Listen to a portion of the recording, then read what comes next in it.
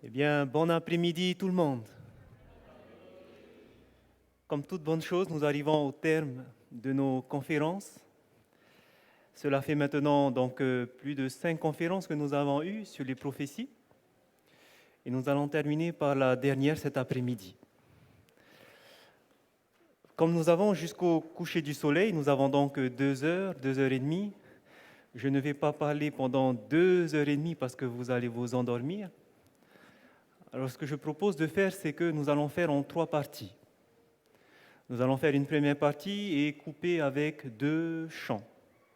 Le temps de laisser reposer le cerveau. Nous allons repartir sur une deuxième partie et pareil, couper avec 2 chants. Et ensuite, nous allons terminer par la troisième partie. Et on va essayer entre chaque partie de faire un rappel de ce qui a été fait dans chaque partie pour que vous puissiez suivre jusqu'à la fin ce dernier message. Je pense que ça sera le message sur les prophéties, en tout cas, le plus important, parce que ça aidera beaucoup à comprendre et à se situer dans l'histoire un petit peu de l'Église. Parce que beaucoup se posent la question, il y a tellement d'églises aujourd'hui, pourquoi toutes ces églises? On est dans la confusion à ces sujets. Et vous allez voir que cet après-midi, nous aurons une réponse à cela. La Bible va nous éclairer.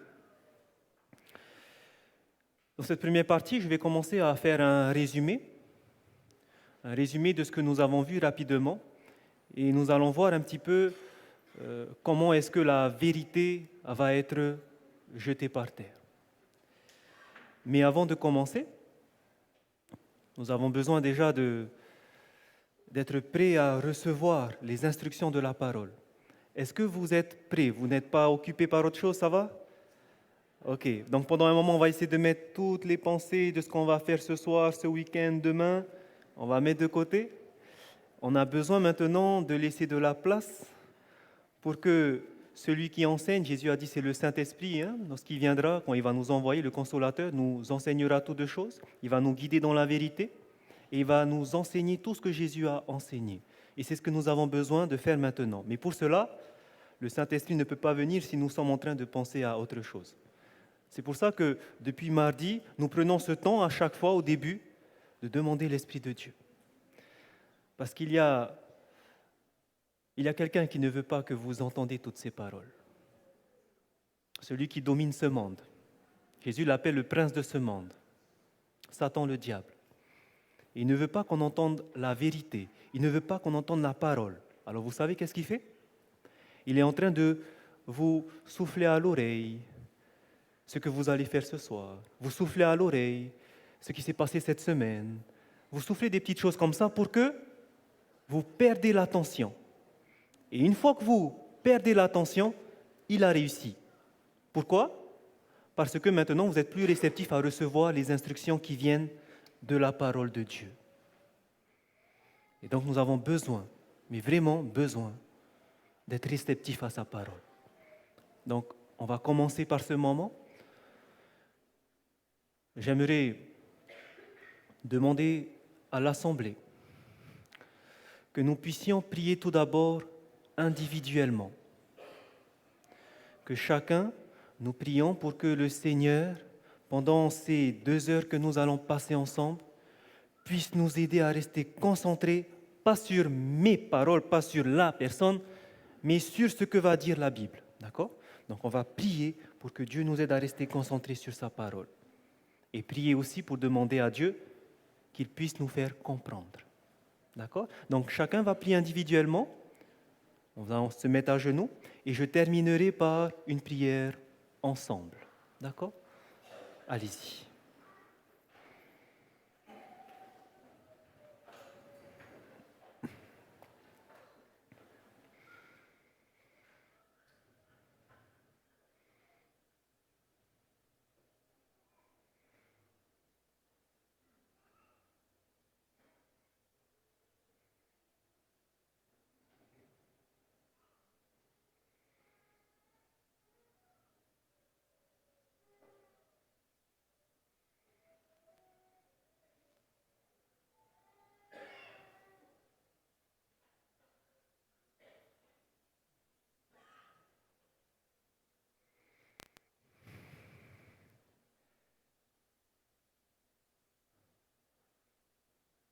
D'un commun accord, unis dans une même pensée, nous prions Dieu.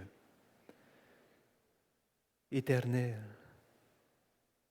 Seigneur des seigneurs, Roi des rois, le péché nous a séparés de toi et notre cœur est rempli de méchanceté. Qui sommes-nous pour approcher un Dieu saint? Ô Seigneur, ta parole nous dit que nous avons été rachetés par Jésus-Christ et que parce que nous l'avons accepté, tu fais de nous tes enfants. Et cet après-midi, tes enfants sont venus pour écouter ta parole, tes enseignements. Nous avons besoin du Saint-Esprit, celui qui a dirigé chaque écrivain de la Bible, qu'il puisse nous enseigner ce qu'il a voulu faire passer comme message. Je te prie pour le serviteur inutile que je suis, que tu puisses parler à ma place. Dirige mes pensées et mes paroles, mais surtout que ces paroles puissent être reçues dans les cœurs de chacun. Dispose les cœurs. Aide-nous à nous concentrer sur Jésus-Christ et sa parole. Que tu puisses faire taire les bruits de ce monde, que tu puisses nous entourer de tes anges puissants et que tu puisses régner présentement dans ce lieu. En Jésus-Christ, nous voulons te demander toutes ces grâces. Amen.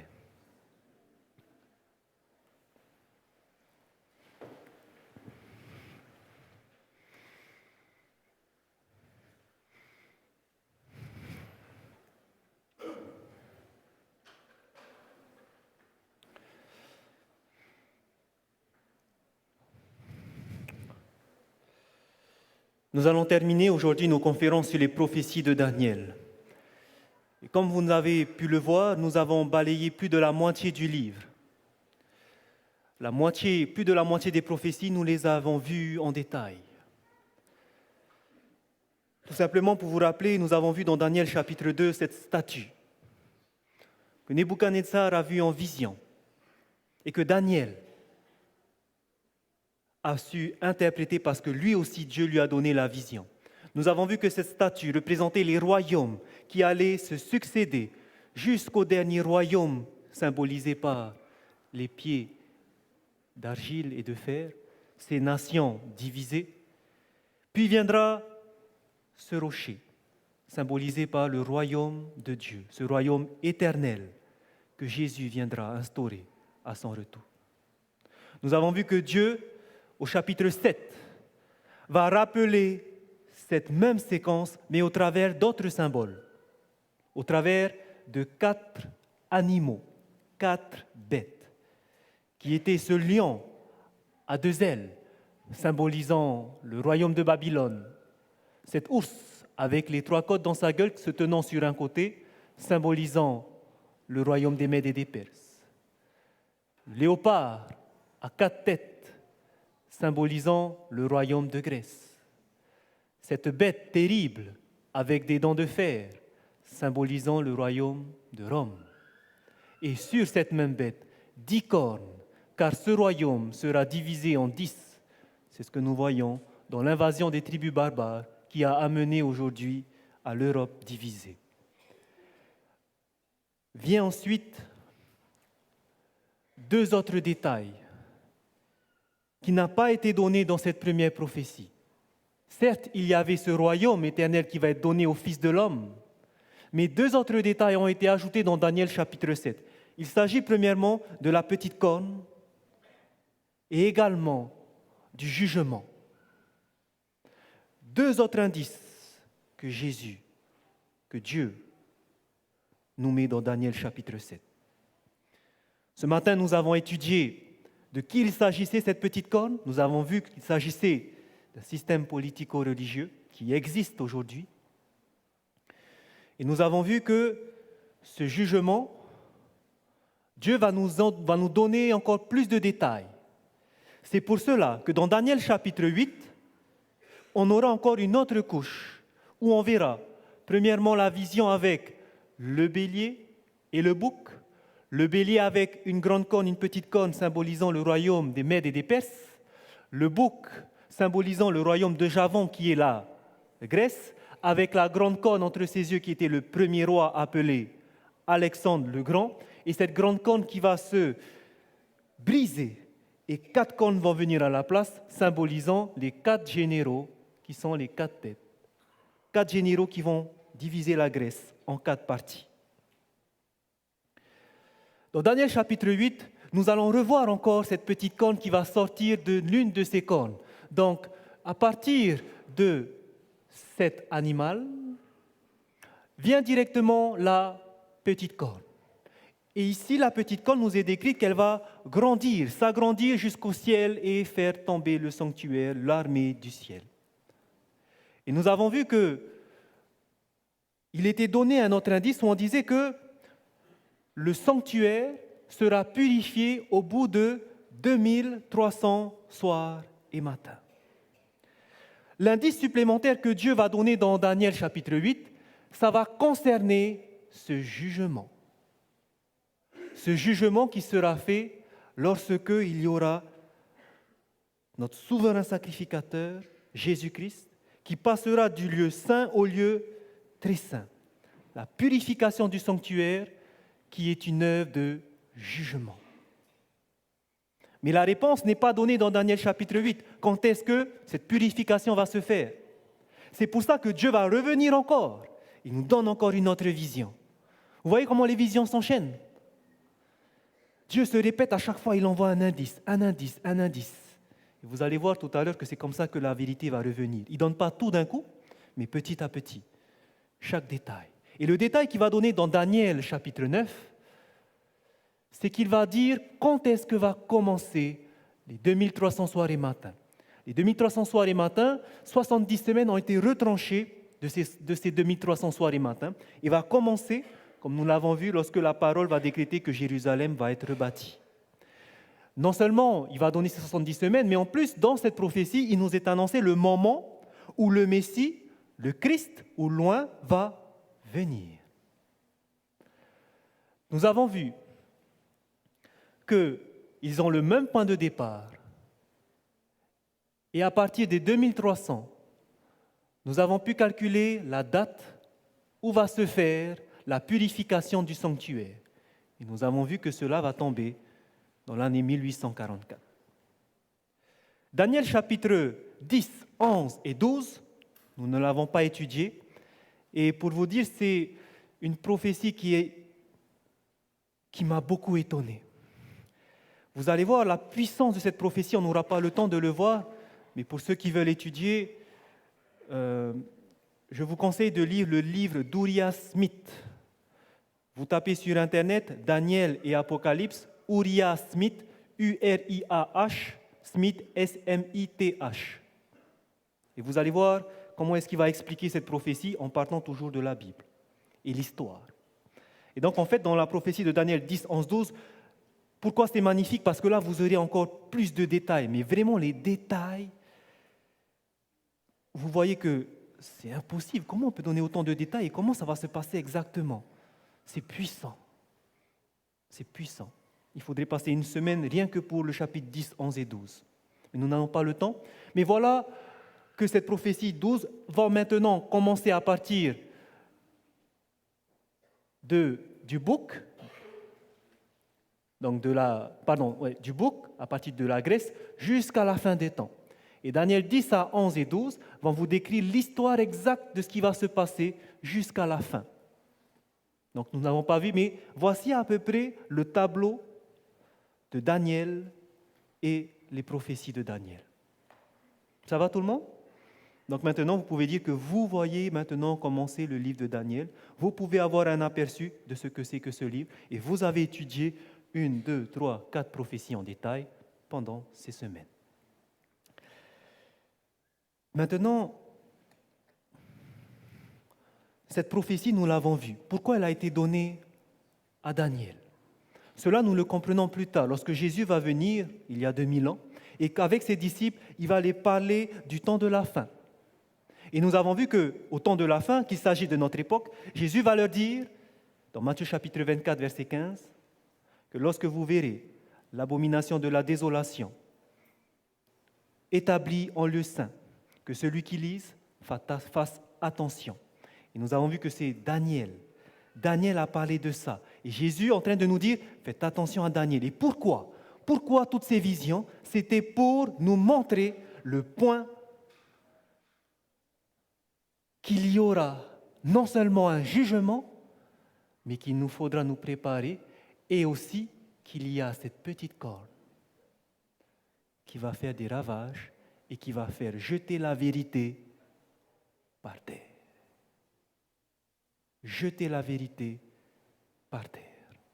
Et beaucoup seront dans la confusion parce qu'il n'y aura plus la vérité. Beaucoup.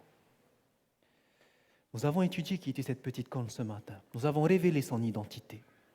Et j'aimerais vous dire que lorsque ça a été révélé, dans les années 1500, lorsque Luther ainsi que d'autres ont commencé à révéler qui était la petite corne, et que là, l'Église romaine a vu qu'on commençait à sortir des rangs de l'Église, comment ils ont pris la chose. Comment ils ont pris la chose.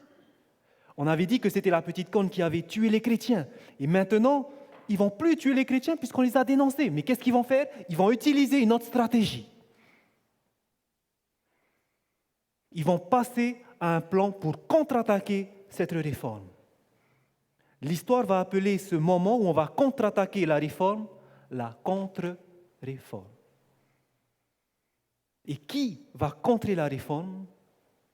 L'histoire nous dit qu'il y aura un groupe que l'Église romaine va nommer, composé d'intellectuels, des personnes très, très intelligentes. Et vous allez voir comment est-ce qu'ils vont faire pour contrer la réforme, pour camoufler ce qui a été découvert. Dans un livre que je vous conseille tous de lire, qui s'appelle « La tragédie des siècles », pour ceux qui veulent noter, « La tragédie des siècles », vous en trouvez à la librairie adventiste. Demandez « La tragédie des siècles ». Dans ce livre-là, voici ce qui est écrit. Il y a beaucoup de références à l'histoire. Et voici ce qui est écrit à la page 249, paragraphe 1. Nous allons voir comment est-ce qu'on va contre-attaquer la réforme. L'auteur écrit « Dans toute la chrétienté, les protestants étaient entourés d'ennemis formidables. Les premiers triomphes de la réforme passée, maintenant Rome va rassembler de nouvelles forces dans l'espoir de l'écraser. La réforme est venue, Rome maintenant va tout faire pour l'écraser. C'est alors que se fonda l'ordre des Jésuites, le défenseur de la papauté, le moins scrupuleux, le plus puissant et le plus cruel. Comment est-ce que l'Église romaine va contre-attaquer ? Au travers de cet ordre des Jésuites. Dans l'appendice, dans les annexes, vous verrez que les Jésuites est un ordre fondé en 1534 par Ignace de Loyola. Donc c'est vraiment dans la période de la Réforme. Martin Luther a commencé sa réforme en 1517. Là, on a 1534, ordre fondé par Ignace de Loyola et approuvé en 1540 par le pape Paul III. Il porte aussi le nom de Compagnie ou Société de Jésus. Et j'aimerais que vous remarquiez comment est-ce qu'ils ont fonctionné, cet ordre des Jésuites. Toujours dans Tragédie des siècles, à la page 249, en fonction de leur ordre, ils revêtaient une apparence de sainteté, visitaient les prisons et les hôpitaux, secouraient les malades et les pauvres, professaient avoir renoncé au monde et se réclamaient du nom de ce Jésus qui allait de lieu en lieu faisant du bien. Donc, en apparence extérieure, c'était des bons chrétiens. Ils faisaient ce que Jésus faisait. Mais regardez ce qu'elle va dire ensuite. Mais cet extérieur irréprochable cachait souvent les desseins les plus noirs et les plus odieux. Pourquoi ? Elle continue. L'un des principes fondamentaux de cet ordre était que la fin justifie les moyens. Ça veut dire qu'on veut arriver à notre objectif, c'est de contrer cette réforme, et peu importe le moyen que nous allons utiliser, nous allons le faire. Parce que nous devons faire ça. Et voici ce qu'elle dit ensuite. En vertu de ce principe, le mensonge, le vol, le parjure, le meurtre étaient non seulement pardonnables, donc ils pouvaient commettre ces atrocités, mais comme c'était au nom de l'Église, c'était pardonnable, mais aussi c'était méritoire quand ils servaient les intérêts de l'Église. Sous des déguisements divers, les jésuites s'insinuaient dans les bureaux de l'État, devenaient conseillers des rois et dirigeaient la politique des nations. Ils ont infiltré les gouvernements et comme ça, par derrière, ils dirigeaient la politique des nations. Donc voici un petit peu comment maintenant ce n'est plus par les armes qu'on va traiter les hérétiques, mais maintenant ça sera avec un autre moyen, plus sournois, par le mensonge. Et regardez maintenant comment est-ce qu'ils vont faire pour contrecarrer la réforme. Ce qui a amené la réforme, il y avait 2 points principaux. Premièrement, c'était le juste vivra par la foi. Et deuxièmement, c'était de savoir que la papauté était, la petite corne, était l'antéchrist. C'était les 2 arguments qu'ils avaient. Eh bien, regardez comment est-ce qu'ils vont bafouer cet argument. En 1537,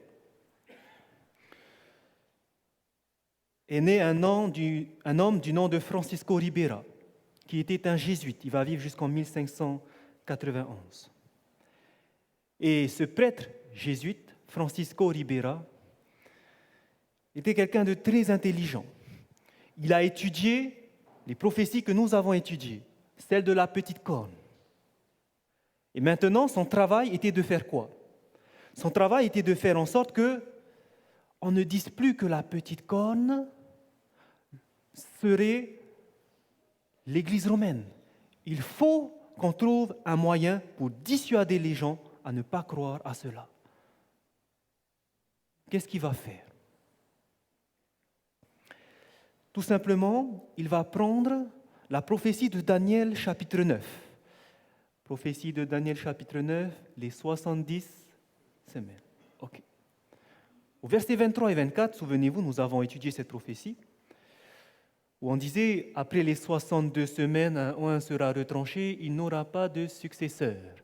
Le peuple d'un chef qui viendra détruira la ville et le sanctuaire, et sa fin arrivera comme par une inondation. Il est arrêté que les dévastations dureront jusqu'au terme de la guerre. Il fera une solide alliance avec plusieurs pour une semaine, et durant la moitié de la semaine, il fera cesser le sacrifice et l'offrande.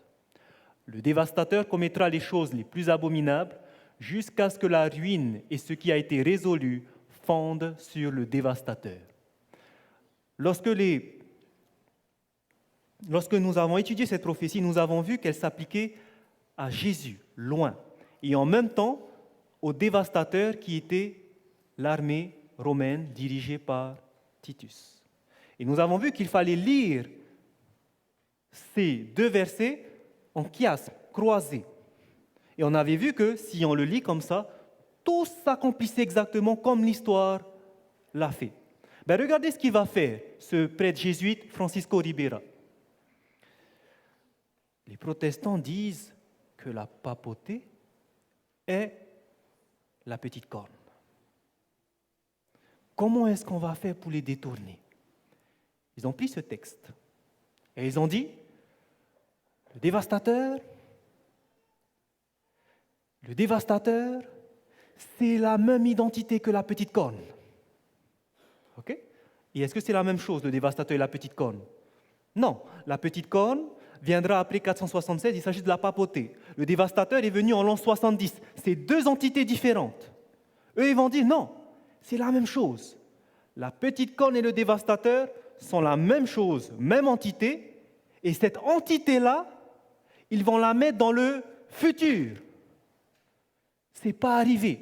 Ils vont dire que le temps va être stoppé. Lorsque Jésus va venir, le temps est stoppé, et le dévastateur, qui était Titus, qui allait venir quelques années plus tard, on va le mettre au futur. C'est la petite corne qui va venir dans le futur. Et donc, finalement, il n'y a pas de petite corne là maintenant. Vous avez compris la stratégie? Qui est la petite corne? Elle viendra dans le futur. Ce n'est pas l'Église catholique, ce n'est pas l'Église romaine. Elle viendra dans le futur, elle n'est pas encore arrivée. C'est le dévastateur dont on a parlé, il n'est pas encore arrivé. Est-ce que vous avez saisi? Et c'est cela que Francisco Ribera, ce prêtre jésuite, a fait infiltrer pour contrecarrer la réforme. Cela a été prêché dans toutes les églises catholiques pour garder les troupeaux.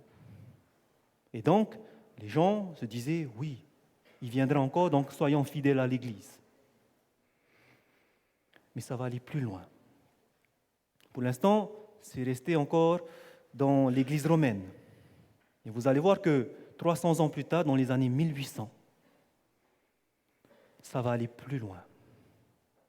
Ça va entrer maintenant dans l'Église protestante. Comment? Au travers de cet homme, John Nelson Darby. Pour avoir toutes ces informations-là, vous prenez un livre sur la contre-réforme et vous allez tout voir, tout ce qui est découlé. Je fais juste un résumé. John Nelson Darby, qui a vécu dans les années 1800 à 1882.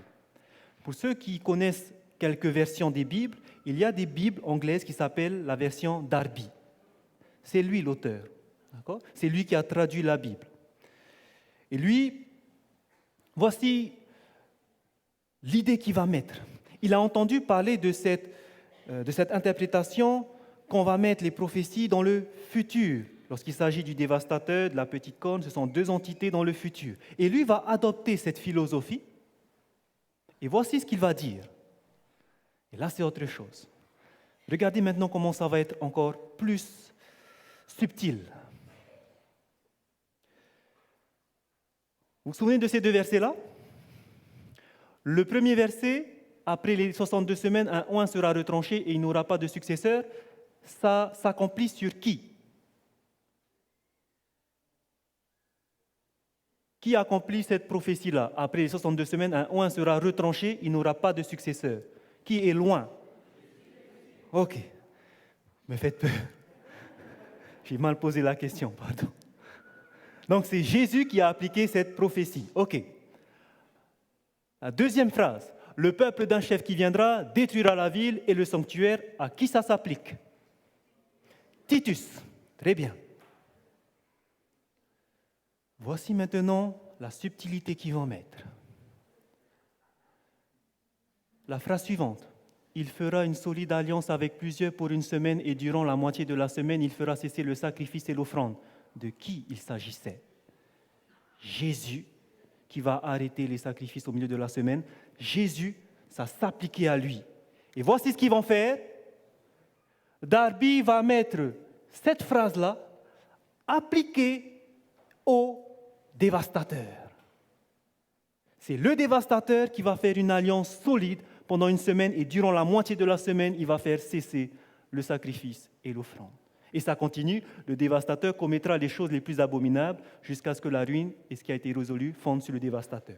Donc voici le point de vue de Darby, c'est de dire que le dévastateur, qui était Titus, c'est là toujours la même identité que la petite corne, qui vient dans le futur, et cette entité, l'antéchrist, la petite corne, le dévastateur, eux vont faire deux choses. Premièrement, c'est eux qui vont détruire le sanctuaire, le temple de Jérusalem, et c'est eux aussi qui vont faire une alliance pendant une semaine, 7 années. Et voici ce que ça va donner si nous traçons ça sur une frise chronologique. Ça, c'était la version biblique qui s'est accomplie en Jésus-Christ. Vous vous souvenez, c'est ce qu'on a vu, prophétie des 70 semaines, 69 semaines, au bout de la 62e semaine, un Christ a été,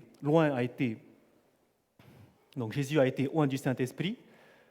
Ensuite, au milieu de la semaine, il y a eu le sacrifice, où le sacrifice va être cessé. Cela a été fait à la mort de Jésus.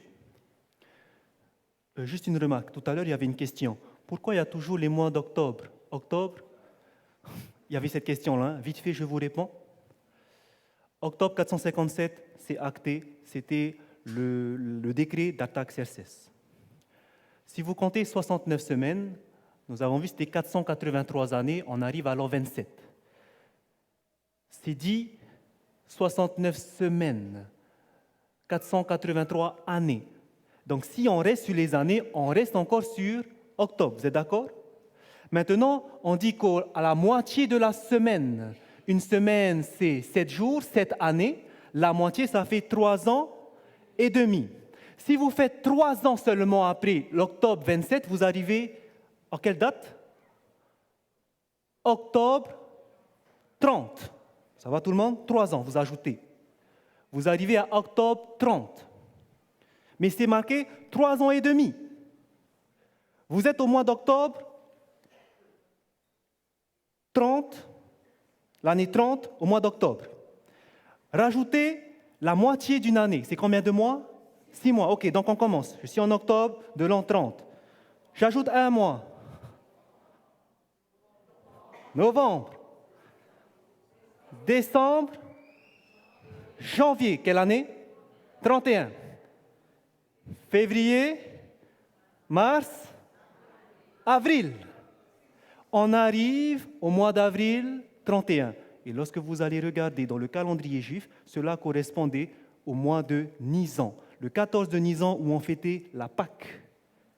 C'est pour cela qu'à la Pâque, Jésus est mort. C'est pour ça qu'il y a 3 ans et demi. Octobre, on arrive à avril.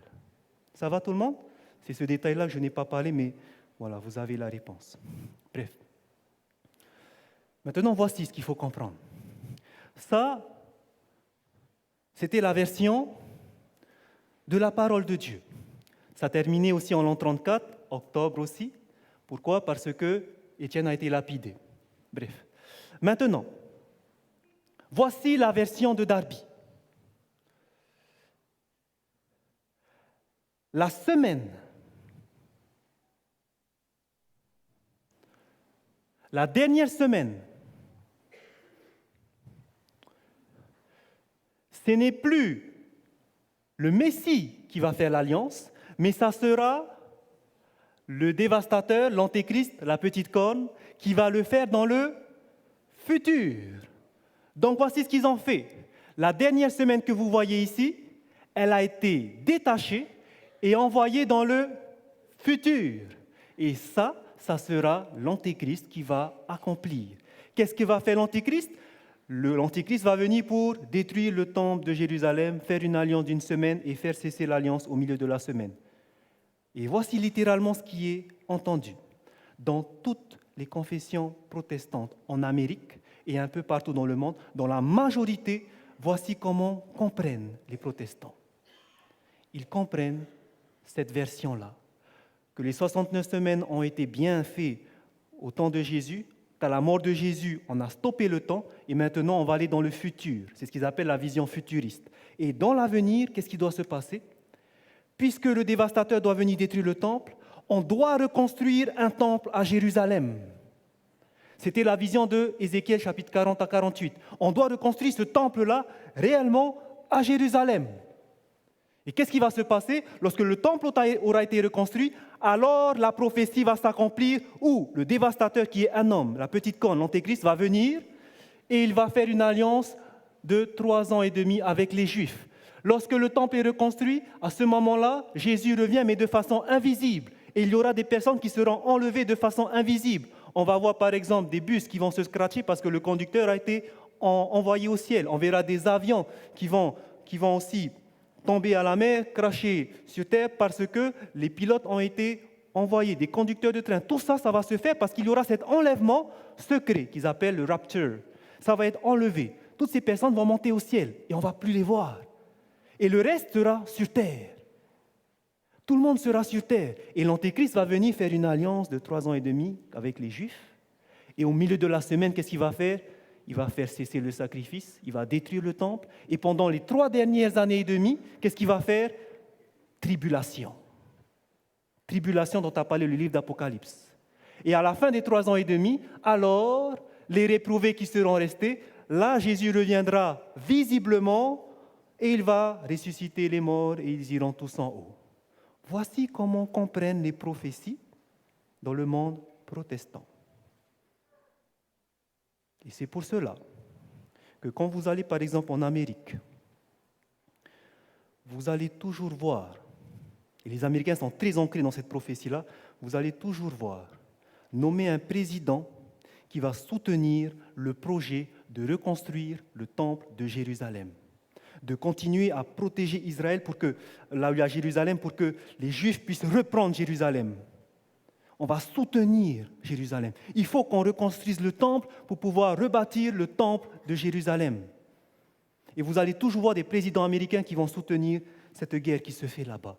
Parce qu'il faut que s'accomplisse la prophétie. Et ils sont très croyants là-dessus. Très croyants. Il faut que ça se fasse. Il faut reconstruire le temple pour terminer la prophétie. Mais ils ont été entraînés dans une fausse compréhension. Et son origine se trouve au travers des Jésuites et ils ont réussi. Et c'est pour ça que vous avez eu ce film qui a fait un carton aux États-Unis, Left Behind. Est-ce que vous connaissez ce film? Vous avez déjà entendu parler? Okay. Ce film-là est sorti en 2014, au mois d'octobre. Left Behind, où on va parler de l'enlèvement secret.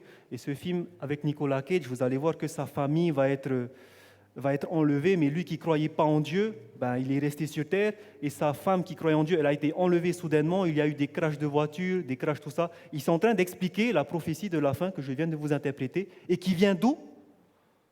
Des Jésuites. Et aujourd'hui, la petite corne, ce n'est plus la papauté. Est-ce que vous avez vu comment est-ce que la petite corne, la papauté, a détourné la prophétie de la Bible? C'est pour ça que la prophétie est importante de comprendre. C'est une lumière pour nous aider à voir qu'il y a eu cette petite corne qui a fait des désastres, mais surtout, qui va jeter la vérité par terre. Et c'est ça que nous voulons. La prophétie de Daniel nous indique cette puissance. La petite corne qui, dans Daniel chapitre 8, verset 12, va jeter la vérité par terre. Et est-ce qu'elle va essayer de le faire et elle ne va pas réussir? Elle réussit dans ses entreprises. Elle va réussir à le faire. Et ce que nous allons voir maintenant, c'est de voir comment est-ce que la vérité a été jetée par terre. Comment ça s'est fait dans l'histoire. Vous allez voir comment c'est important parce que ça va vous montrer beaucoup de choses et vous allez comprendre l'histoire de l'Église. Premièrement, nous venons à la première Église. Est-ce que vous vous souvenez quelle était la première Église qui a été fondée? Au temps de Jésus, excusez-moi, je précise. Au temps de Jésus, la première Église était fondée par Jésus lui-même avec ses 12 disciples. Se sont ajoutés ensuite 70, 120, etc. L'Église a été bâtie par Jésus-Christ. Et cette Église était la seule Église qui existait. C'était l'Église où il fallait attirer les Juifs et ramener vers la vérité. Cette Église devait triompher. Et elle a triomphé. Au travers de l'effusion du Saint-Esprit à la Pentecôte, le message a été proclamé premièrement aux Juifs, et 3 ans et demi après, lors de la persécution, le message a été envoyé dans toute la terre, c'est-à-dire on dit toute la terre, à cette époque, c'est toutes les nations habitées. Et au travers de l'apôtre Paul, qui était présent aussi, lui ensuite, sur le chemin de Damas, il va rencontrer Jésus et il va parcourir toutes ces contrées pour diffuser le message de l'Évangile. Ce message qui a été diffusé va faire naître plusieurs groupes de chrétiens, plusieurs églises. Par exemple, vous avez ici en Corinthe, l'église de Corinthe, c'est l'épître aux Corinthiens. Vous avez ici Éphèse, qui est l'épître aux Éphésiens. Vous avez ici Thessalonique, ici, qui est l'épître aux Thessaloniciens. Vous avez plus loin, jusqu'à Rome, et vous avez le livre l'épître aux Romains. Donc vous avez toutes ces églises qui vont venir, qui vont être fondées suite à la propagation de l'Évangile. Ce qu'il faut savoir, c'était la seule religion, le christianisme, qui existait. Il n'y avait pas d'autre. Il n'y avait pas d'autre. C'était une église qui était partout dans le monde de l'époque. C'est pour ça qu'on va l'appeler plus tard l'église universelle. Un autre mot pour universelle, l'église catholique. C'était la seule, l'église chrétienne de Jésus-Christ. Cette église va même convertir des empereurs. des empereurs romains. Et le premier empereur romain à se faire convertir au christianisme, c'est l'empereur Constantin. Un autre empereur qui va être converti aussi, c'est l'empereur Justinien. Et nous avons parlé de cet empereur. Souvenez-vous que c'est lui qui a décrété que, en 533, l'évêque de Rome sera le chef de toutes les églises. Donc souvenez-vous qu'il y avait plein d'églises. Chaque église avait des évêques, des anciens, des bergers. Eh bien, on va décréter que l'évêque de Rome sera lui qui sera le chef de toutes les églises. Et malheureusement, à partir de ce moment-là où on va vouloir tout centraliser à Rome et où l'Empire romain va vouloir adopter la religion christianisme pour l'Empire, là il y aura des compromis qui vont se faire avec la parole de Dieu. Pourquoi ? L'Empire romain, la majorité était païen, ne croyait pas en Dieu. Ils avaient des idoles, ils adoraient les idoles, ils avaient des statues. Leur jour d'adoration, ça a toujours été le jour du soleil, connu aujourd'hui comme étant le dimanche, en anglais Sunday, le jour du soleil. Donc c'était ça leur jour d'adoration. Mais on a voulu que cet empire devienne chrétien. Alors qu'est-ce qu'on va faire ? On va commencer à faire des compromis. On va vouloir forcer la conversion de ces païens. Et voici ce qu'on va faire. Premièrement, on va vouloir que ces païens qui adoraient ce jour, le Sunday, le jour du dimanche, puissent se convertir. Alors on va leur dire, devenez chrétiens, mais vous pouvez continuer à adorer le dimanche. Et petit à petit, on va transférer la sainteté qui était le sabbat, le samedi, au dimanche.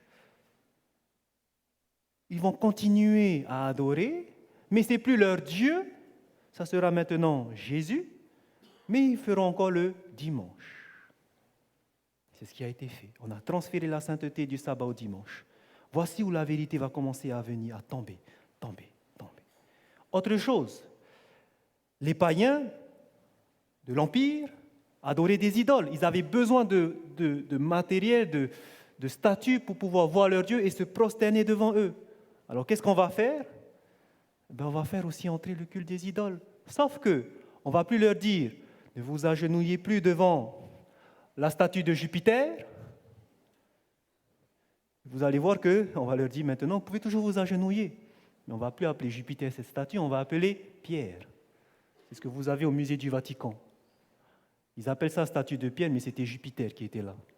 Et la statue de Jupiter, comme vous voyez, les pieds brillent bien parce que là-bas, lorsqu'ils passent, ils vont faire un baiser sur les pieds. Donc on peut continuer à adorer, mais plus les idoles Jupiter, non, Pierre maintenant. Par exemple, ici, une autre idole qu'il y avait, c'était ce qu'on appelait le moscophore. Cette adoration a commencé en 570 avant Jésus-Christ. Et finalement, à partir du 6e siècle après Jésus-Christ, on va changer et on va dire maintenant, on peut continuer à appeler les idoles Jésus le bon berger. Et en fait, vous allez voir que c'est la même représentation. C'est toujours le moscophore. Par exemple, avant Jésus-Christ, ils avaient cette idole qu'ils adoraient qui était Isis, déesse Isis et son fils Horus. Alors qu'est-ce qu'on va dire ? Non, maintenant, c'est plus Isis et Horus. Vous allez voir que plus tard, ça va être transformé en Marie et Jésus. Alors que c'est toujours la même. C'est toujours Isis, c'est toujours Horus. Toujours. Culte des idoles qui est entré.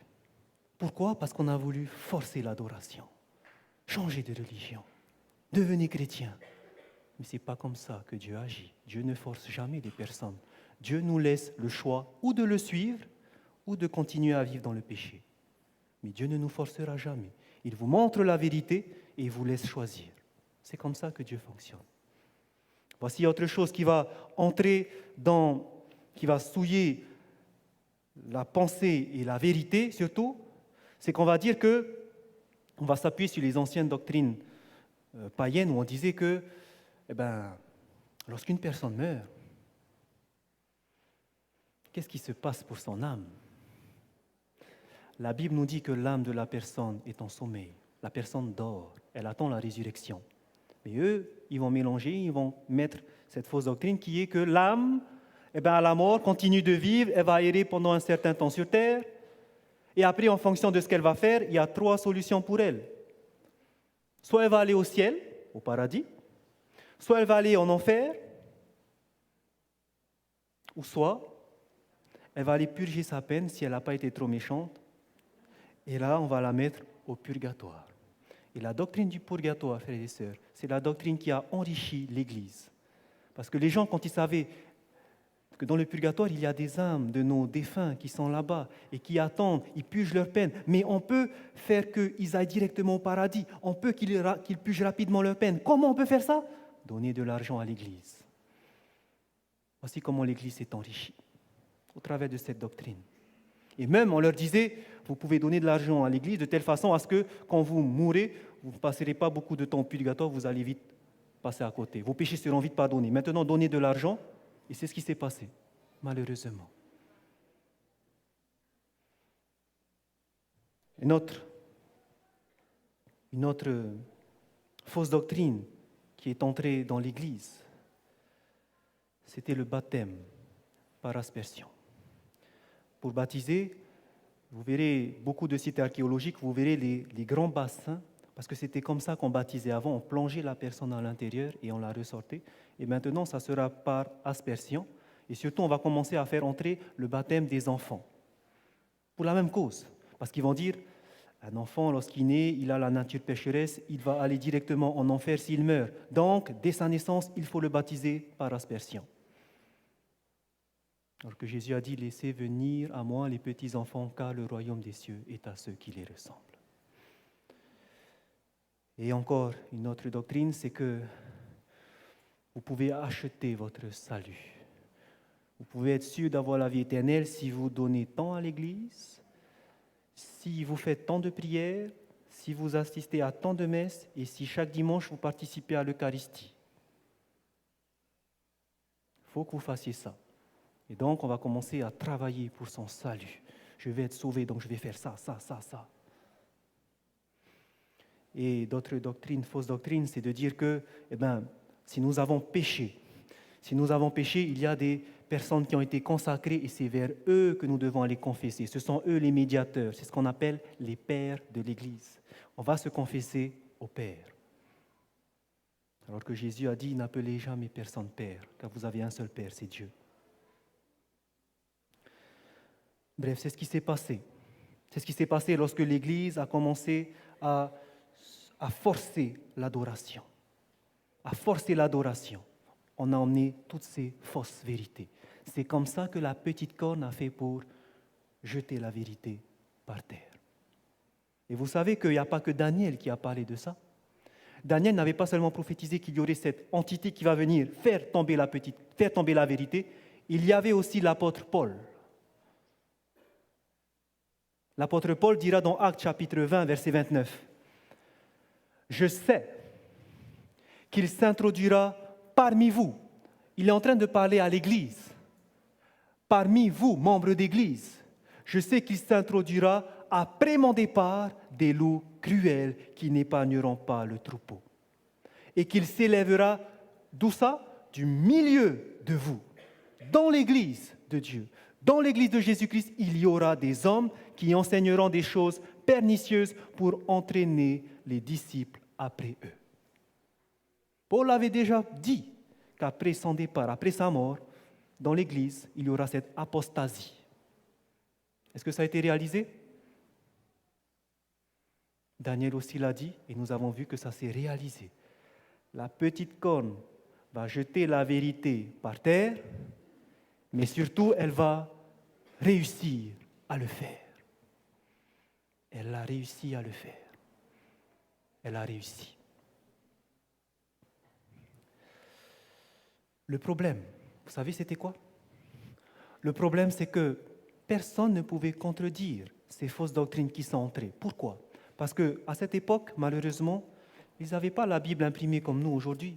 La Bible ne se trouvait pas dans les mains de tous les foyers, malheureusement. La Bible n'était pas imprimée, on n'avait pas encore inventé l'imprimerie. Et donc, il y avait des Bibles, pas des Bibles, des manuscrits, très peu très peu d'exemplaires, et ils se trouvaient seulement dans les châteaux, donc parmi les rois. Hein, c'était eux qui avaient la Bible. Et parfois, on ne pouvait pas la lire, il fallait l'enchaîner sous le château, dans un lieu secret, et il n'y avait que les prêtres qui pouvaient la lire, pas les autres.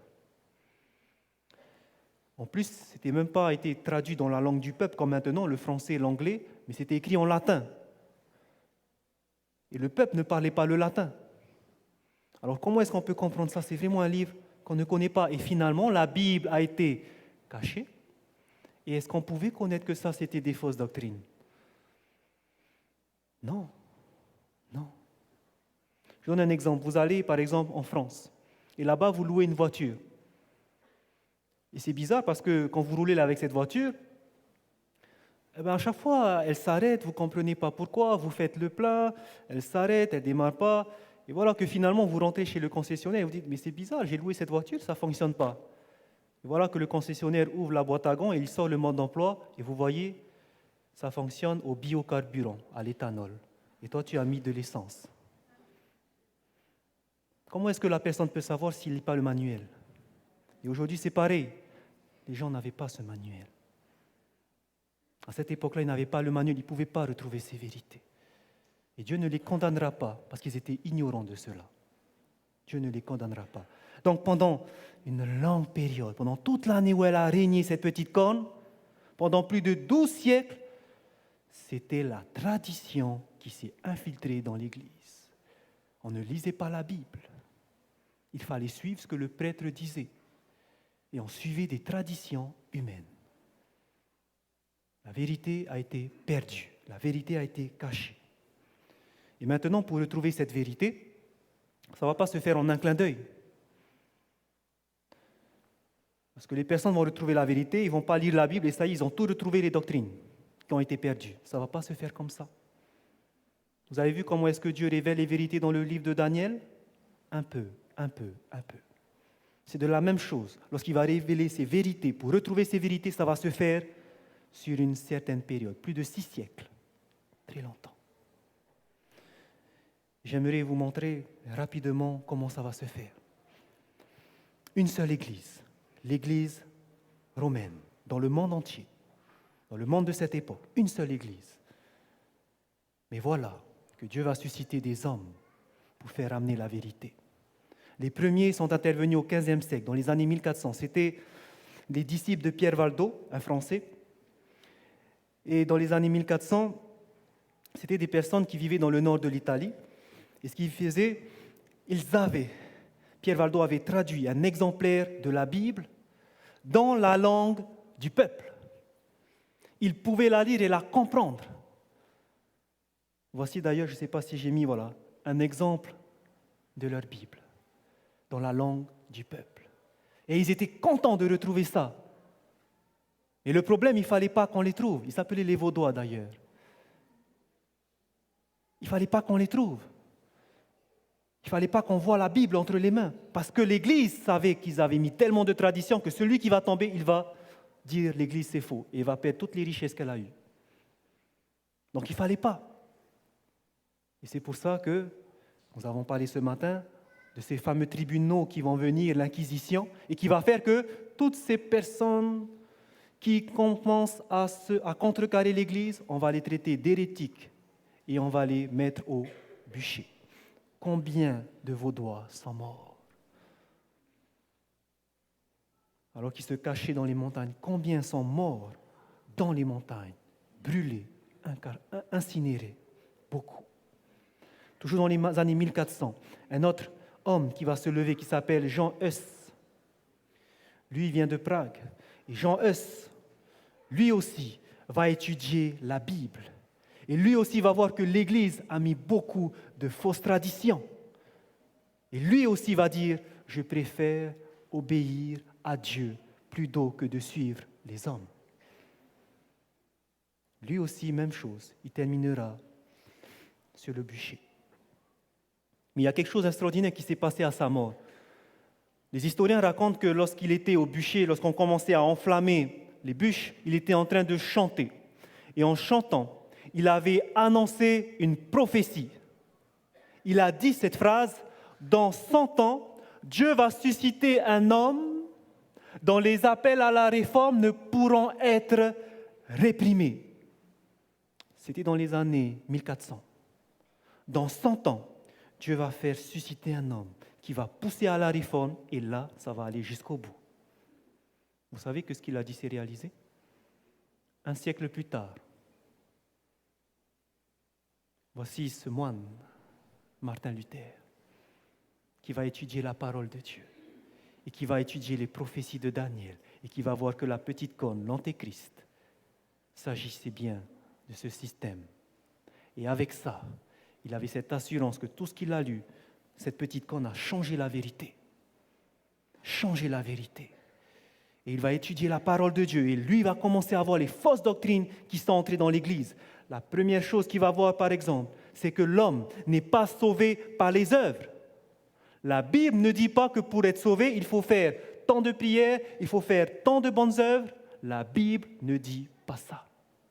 Mais lorsqu'il va arriver sur le livre d'Éphésiens chapitre 2, au verset 8, où il est écrit « Car c'est par la grâce que vous êtes sauvés, par le moyen de la foi. Et cela ne vient pas de vous, c'est un don de Dieu. Nous sommes sauvés par la grâce seule, pas par les œuvres. Je suis sauvé parce que Jésus est mort pour moi. C'est un cadeau que Dieu m'a fait. Je suis sauvé par Jésus seul. Je n'ai pas acheté mon salut. Je peux faire toutes les bonnes œuvres, ça ne va pas ajouter une seule goutte à mon salut. Il va aussi étudier la Bible et commencer à lire, par exemple, dans le livre d'Exode, au chapitre 20, où il va tomber sur la loi de Dieu. Et il va voir, dans Exode, chapitre 20, verset 4, où il est écrit « Tu ne te feras point d'image taillée ». Et au verset 5, « Tu ne te prosterneras point devant elle ». Et lorsqu'il va voir toutes ces statues, tous ces idoles qu'il y a dans les églises, ce n'est pas biblique. Et lorsqu'il va parcourir la Bible, finalement, il va voir que le purgatoire n'a jamais été mentionné dans la Bible, mais il va comprendre plus tard que c'était un moyen qu'ils avaient utilisé pour avoir des sous, d'argent, pour enrichir l'Église. Il va voir aussi que ces fameux pères vers qui on allait se confesser, qui se disaient les médiateurs, ceux qui intercédaient pour nous devant le Père, c'est vers eux qu'il faut aller confesser les péchés. Il va voir que ce n'est pas ce que la parole de Dieu nous dit. Dans 1 Timothée chapitre 2 verset 5, où il est écrit « Car il y a un seul Dieu et un seul médiateur entre Dieu et les hommes, Jésus-Christ, homme. » Un seul médiateur entre Dieu et les hommes, Jésus-Christ, homme. C'est le seul médiateur. Ça ne peut pas être des personnes pécheurs qui peuvent intercéder pour nous. Non, c'est celui qui a vécu sans péché, Jésus-Christ, homme. Vous voyez les vérités qu'il va retrouver? C'est formidable. Et on loue Dieu pour Martin Luther qui a retrouvé ça. On loue Dieu. Ses disciples vont former l'Église luthérienne. Et on loue Dieu pour l'Église luthérienne parce qu'ils ont retrouvé ces belles vérités de la parole de Dieu. Le problème, c'est que les disciples de Luther, la plupart n'ont pas continué à étudier la Bible. Ils se sont arrêtés à ce qu'ils ont appris et non, c'est bon, ça nous suffit. Alors qu'il y avait d'autres vérités, n'est-ce pas, qui ont été cachées. Donc ils vont fonder cette Église. Eh bien Dieu, qu'est-ce qu'il va faire? Il va continuer à susciter d'autres personnes pour retrouver la vérité. Parmi eux, au XVIe siècle, il y avait ce fameux Jean Calvin, qui venait de Genève, en Suisse. Et lui, pareil, il a étudié les prophéties. Et il va voir aussi que la petite corne ou l'antéchrist était la papauté.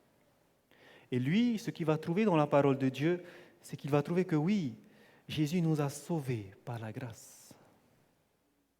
Et maintenant, Jésus ne veut pas qu'on continue de pécher. Parce que la Bible nous dit que celui qui pêche vient du diable. On ne peut pas continuer de pécher. Mais celui qui a rencontré Jésus-Christ, maintenant, il ne veut plus pécher. Et qu'est-ce qu'il va faire? il va commencer à marcher avec Jésus et faire attention à ne plus pécher. Il va commencer à grandir, à se nourrir de la parole de Dieu. Il va grandir jusqu'à atteindre la stature parfaite de Jésus-Christ. C'est ce que Paul appelle la sanctification. Merci Jean Calvin d'avoir retrouvé cela et d'avoir partagé cela. Comme vous le savez, ses disciples, ils n'auront pas ce zèle qu'il avait. Ils vont laisser les acquis comme tels et ils ne vont pas continuer à chercher. Ils vont garder leur église, qui vont donner le nom d'église réformée ou église presbytérienne. L'église presbytérienne ou l'église réformée, l'église évangélique que nous trouvons ici en Polynésie française, l'église Maori, fait partie de l'église réformée. Donc ils croient que Jésus-Christ est mort pour nous, il nous a sauvés, mais il nous demande aussi de nous détourner de nos péchés. Donc merci l'église presbytérienne pour ces vérités. Heureusement, parmi quelques disciples de Luther et de Calvin, parmi certains de ses membres, d'autres vont continuer à étudier la Bible. Et ils vont voir que le baptême par aspersion, lorsqu'on asperge, ce n'est pas biblique. Et pire, le baptême des enfants n'est pas biblique non plus. Ils vont voir que la Bible, lorsqu'il nous dit de se baptiser, c'est vraiment de s'immerger au fond. Il faut qu'il y ait beaucoup d'eau. Et ce mouvement-là va former les anabaptistes. En grec, ça veut dire les rebaptiseurs, ceux qui se font rebaptiser, parce qu'ils se sont déjà fait baptiser quand ils étaient bébés, et donc ils vont se faire rebaptiser parce qu'ils ont compris que pour se faire baptiser, il faut d'abord comprendre l'Évangile. Il faut se repentir, se convertir de ses péchés, chose qu'un enfant ne peut pas faire. Et donc, ils vont se baptiser parce qu'ils ont cru en Jésus-Christ. Voici une autre vérité qui est revenue. Baptême par immersion. Ces disciples vont former ce qu'on appelle l'Église baptiste. L'Église baptiste que vous connaissez. Donc vous voyez que lorsqu'une vérité est trouvée, se forme une église. Église baptiste, église luthérienne, église presbytérienne. Mais chacun a eu un morceau de la vérité. Et c'est ça qui est dommage, c'est qu'ils n'ont pas continué à étudier la Bible, mais ils se sont arrêtés comme ça et on n'étudie plus la Bible, on laisse de côté, on croit seulement ce que le prédicateur ou le pasteur dit. C'était ce qui se passait. Donc ne faites pas la même erreur. Ne faites pas la même erreur. Étudiez la Bible. Au XVIIIe siècle, dans les années 1700 en Angleterre, un autre homme du nom de John Wesley, avec son frère Charles Wesley, eux aussi vont étudier la petite corne et eux aussi vont être zélés pour cette réforme. Et eux vont dire que ce que Paul nous dit, que notre corps est le temple du Saint-Esprit et que nous devons prendre soin de notre corps. Nous ne devons pas mettre n'importe quoi dans notre corps. Nous ne devons pas manger n'importe quoi. Et ce sont des personnes qui ne fument pas, qui ne boivent pas parce qu'ils veulent que leur corps soit sain. Ils ont formé l'Église méthodiste.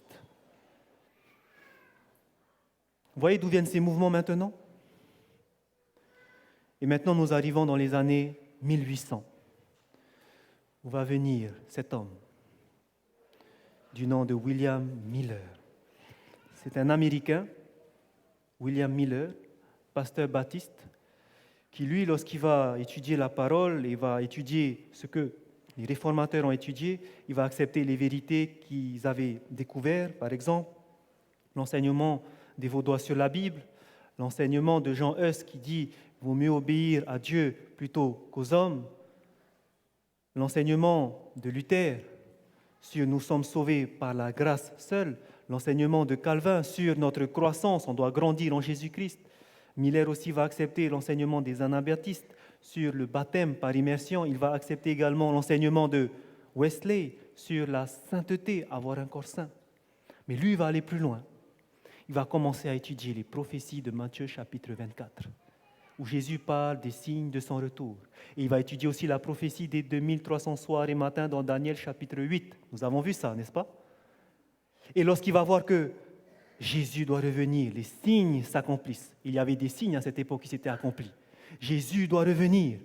Dans Daniel chapitre 8, verset 14, il est mentionné que le sanctuaire sera purifié. Lorsque nous lisons dans Ésaïe, nous allons voir que cette terre doit être purifiée par le feu. Pierre nous dit que cette terre doit être purifiée par le feu. Donc, le sanctuaire doit être la terre qui doit être purifiée à la fin des 2300 soirs et matins. Jésus doit revenir purifier cette terre à la fin des 2300 soirs et matins. Et donc là, on a commencé à calculer les dates. On a calculé les dates. Et on a dit, Jésus va revenir tout d'abord en 1843. 1843 est passé, Jésus n'est pas revenu. On s'est trompé, on a décalé. Finalement, il va revenir en 1844. En été, Jésus n'est pas revenu. Ah non, on s'est trompé. Finalement, il fallait bien regarder parce que dans le Lévitique, on disait, dans le chapitre 16, que la purification du sanctuaire au temps des Israélites se faisait à telle date. Ils ont regardé la correspondance avec le calendrier juif et finalement, ça tombait le 22 octobre. Et là, on ne va pas se tromper parce que c'est la date qui a été mentionnée dans Lévitique 16. Et là, on va dire le 22 octobre, là, c'est pour de bon. Jésus revient. Ce mouvement-là a pris de l'ampleur. Non seulement c'était aux États-Unis que cela s'est passé, les disciples de Miller qui ont fondé le mouvement millérite, mais c'était aussi un petit peu partout dans le monde, en Écosse, en Suisse, un peu partout. Et ce mouvement-là, qui a annoncé que Jésus allait revenir, ont reçu le nom de mouvement adventiste. Attention, ce n'est pas adventiste du 7e jour. Adventiste, c'est différent. Ils croyaient que Jésus allait revenir. Le mouvement adventiste. Et c'était des personnes de différentes confessions, luthériens, presbytériens, méthodistes, baptistes. Ils venaient de toutes ces religions-là et il y avait un grand réveil qui s'est fait à ce moment-là. Mais le 22 octobre est passé, la nuit du 22 octobre est passée, et comme vous le savez, le lendemain, Jésus n'est pas revenu. Il y a eu un grand désappointement. Un grand désappointement. Et à partir de là, beaucoup, vous savez ce qu'ils ont fait? Et c'était là l'erreur. Les prophéties de la Bible, les prophéties de Daniel, à la poubelle. Je ne veux plus entendre parler de ça. J'ai tout vendu et regarde ce qui se passe. J'ai maintenant la honte devant tous ceux à qui j'ai prêché ça. Combien ont laissé ça de côté? Et maintenant, à partir de ces années-là, dans toutes les églises protestantes, on ne va plus prêcher sur les prophéties. Mais en même temps, dans ces moments-là, un autre viendra qui est Darby, John Nelson Darby, qui va dire, c'est normal, les prophéties que vous avez dites, ce n'est pas historique, mais ça se passe dans le futur, ça va venir après. Et là, cette doctrine qu'il y aura la dernière semaine dans le futur avec l'Antéchrist va se propager dans le monde protestant surtout. Vous comprenez maintenant ce qui s'est passé dans l'Église protestante? On ne veut plus étudier ça.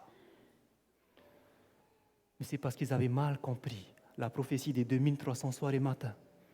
Nous avons vu de quoi il s'agissait réellement. Que le sanctuaire qui doit être purifié, ce n'est pas la terre, ce n'est pas le temple juif qui a été détruit, mais ça sera le sanctuaire céleste où Jésus va passer du lieu saint au lieu très saint. Et c'est ce qui est merveilleux, c'est que, vous voyez, le lendemain, le 23 octobre, un homme qui était millérite, qui faisait partie de ce mouvement, cet homme du nom de Hiram Edson va traverser un champ de maïs et à ce moment-là, malgré qu'il était dans ce désappointement, il va s'arrêter sec et il aura devant lui une vision où il va voir Jésus entrer dans le lieu très saint devant l'arche de l'Alliance.